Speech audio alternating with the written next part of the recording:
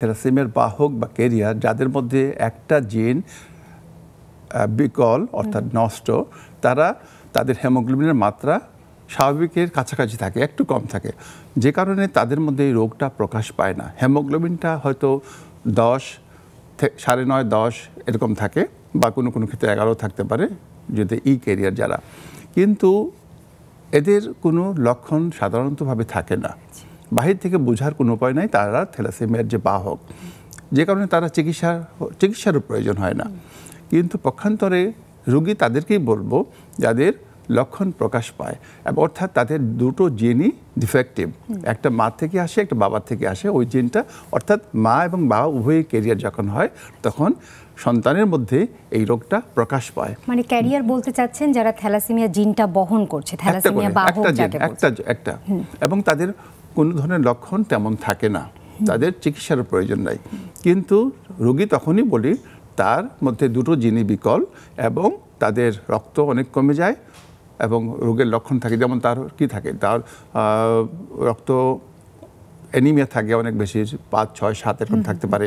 তার মধ্যে জন্ডিস থাকে, তার মধ্যে শরীরটা একটু হলুদে, চোখটা হলুদ থাকতে পারে, তার স্প্লিহা যেটা স্প্লিন বলে থাকি সেটা বড় হবে। অনেক সময় থ্যালাসেমিয়া মেজর বা ইবিটা থ্যালাসেমিয়াদের চেহারার মধ্যে একটু পরিবর্তন আসে। অনেক সময় আমরা রোগী যখন ঢুকে আমাদের চেম্বারে আমরা দেখেই বুঝতে পারি যে থ্যালাসেমিয়া রোগী হতে পারে।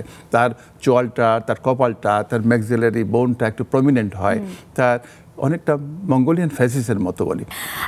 অধ্যাপক ডক্টর মোহাম্মদ গোলাম রব্বানী স্যার, আপনার কাছে আসতে চাই। কিছুক্ষণ আগে খান স্যার আলোচনা করছিলেন থ্যালাসেমিয়ার লক্ষণ নিয়ে, এবং যেটা দেখা যায় যে আসলে বোন ম্যারো রক্ত প্রোডাকশন করার সাথে সাথে আরও অন্যান্য জায়গা থেকেও বিশেষ করে লাল রক্ত তৈরি করার ব্যাপারটা খুব বেশি করে তৈরি হয়। আসলে চট্টগ্রামে যখন আপনি রোগী ডিল করছেন তখন থ্যালাসেমিয়া রোগীদের আপনি কি অবস্থায় পাচ্ছেন এবং কি রকম লক্ষণ তাদের মধ্যে সাধারণত প্রকাশিত হয়? ধন্যবাদ একটা সুন্দর প্রশ্নের জন্য।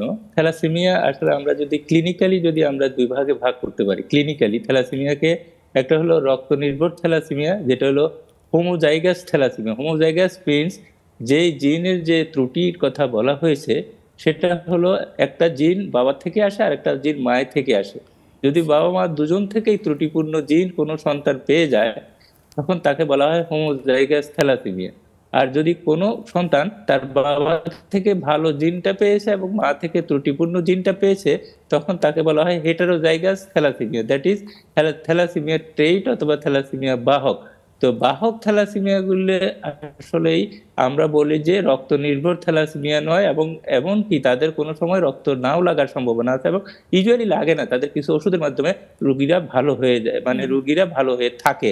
কিন্তু যেগুলো হোমোজাইগাস থ্যালাসেমিয়া অথবা double heterozygous, that is beta thalassemia gene পেয়েছে মায়ের থেকে অথবা জিনটা পেয়েছে বাবা থেকে, দুটোই তার মধ্যে প্রকাশিত হয়েছে, তখন কিন্তু তাদের রক্ত যে তৈরি হয়, যে রক্তকোষগুলি লোহিত রক্তকোষগুলি বোন ম্যারো থেকে উৎপন্ন হয় সেগুলি থাকে অকার্যকর রক্তকোষ। তো যার ফলে এগুলি খুব তাদের ব্লাডে যখন সার্কুলেশনে আসে রক্তকোষগুলি তখন তাদের আয়ুটা স্বল্পায়ু হয়। তাদের স্বাভাবিক আয়ু হলো সাধারণভাবে 120 দিনের মতো, প্রায় 4 মাসের মতো, কিন্তু তারা কিন্তু অতি অল্পকালেই তারা রক্ত সার্কুলেশনে এসে মরে যায়, যার ফলে তাদের রক্তের ঘাটতি দেখা যায়। এবং এই ঘাটতিটা বাবা যখন সন্তান ভূমিষ্ঠ হয়, সন্তান ভূমিষ্ঠর 1.5 থেকে 2 বছরের মাথায় এই তাদের ঘাটতিটা প্রকট হয়ে ওঠে, এবং তাদের মধ্যে যখন রক্ত কম্পেনসেশন রক্ত দেওয়া না হয় তখন তাদের মধ্যে লক্ষণগুলি দেখা যায়, রক্ত শূন্যতায় ভুগে, এবং আস্তে আস্তে ধীরে ধীরে তাদের ওই প্লিহা যেটা বলি আমরা স্প্লিন, সেটা আস্তে আস্তে বড় হতে থাকে, লিভারটা বড় হতে থাকে, তাদের চোয়ালটা ফুলতে থাকে, কপালটা সামনের দিকে ঝুঁকে যায় এবং আস্তে আস্তে তাদের লক্ষণগুলি প্রকাশ পায়।